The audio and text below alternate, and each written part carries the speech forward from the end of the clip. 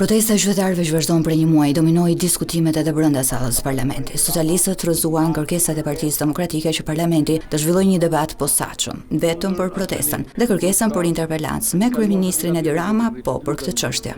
Pas 13 viteve në pushtet, Edi Rama nuk sillet më si kryeministër, sillet si pronar i Shqipërisë. Prandaj refuzon interpelancat, prandaj sulmon protestuesit, sepse në mendjen e tij askush nuk ka të drejtë të kërkojë llogari përveç se krimit organizuar. Ju protesta ju mundi, ne protesta nuk na mundot. Partinë Socialiste të Shqipërisë nuk e mundot askush.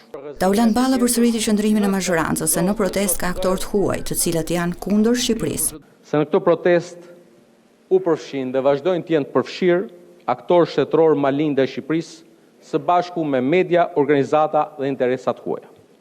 Në fushatën online morën pjesë mira mercenar, digital, të nxitur nga interesat huaja dhe konkurrent Shqipërisë në turizëm.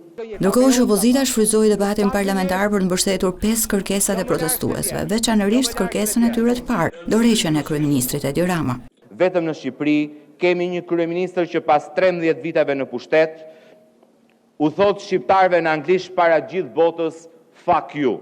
Kemi një kryeministër që konsideron parlamentin noter të akteve të tij dhe mburoi për korrupsionin e qeverisë dhe bashkëpunëtorëve të tij.